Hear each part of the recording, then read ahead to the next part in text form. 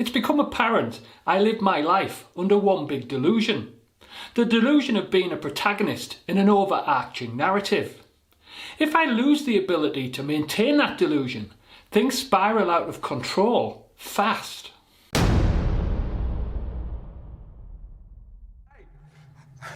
I'm out of it for a little while. Everybody gets delusions of grandeur. All right, pal. While I can't pretend to know what it's like to be frozen in carbonite, looking back at lockdown is probably the closest I've come to it, just without the glamour of being rescued by an intergalactic princess. Going into lockdown, I was like a primordial ape, beating my chest, assuring myself I was going to be the superhero of lockdown. I mean, I live alone. The vast majority of how I spend my time is solitary. As long as I didn't lose my job, lockdown was going to be a breeze. It might even be fantastic. It was actually the opposite. Lockdown acted like a mirror into my soul, or a glance around the geometry of existence, allowing me to look into the stark, utter pointlessness of the human condition. It could be said I experienced my own personal H.P. Lovecraft nightmare. I wasn't a protagonist in my own narrative. At best, I was a contestant in a reality TV show, one of those obscure ones that they schedule at 2 in the morning. Once I lose my delusion of being a protagonist, I descend into apathy, wrapping myself in a very warm and comfortable duvet of banality. I didn't see any point in getting up in the morning. I started to sleep at crazy times and get more tired the more I slept. I unconsciously started to set myself strange apathy targets. I didn't shower for 4 days. I didn't shave for 2 whole weeks. I slept in and wore the same clothes for 5 days straight. Due to living alone, the miracle of home working, and the natural order of Zoom calls no longer being visual, this was all surprisingly easy to do. My eating habits spiralled from already a pretty low high point. Never have I eaten out so much due to the miracle of takeout. I actually probably started to register on the hospitality sector's economic figures in lockdown. Pizza, chocolate, cake, cookies, milkshakes, sometimes multiple of these things at once.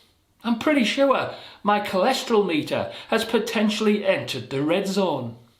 All of my interests got thrown down the apathy chute. Consuming or creating, it didn't really matter. I didn't write, I didn't make videos. I did play tabletop role-playing games, but not really with the same gusto. No video games played, no books read. The last time I really read a book that I can remember really enjoying was 2019 in October on the cruise. The only thing that survived was streaming TV, and boy, did it survive. No wonder streaming has hit a new critical mass. It seems to survive the miasma of apathy. But everything is changing.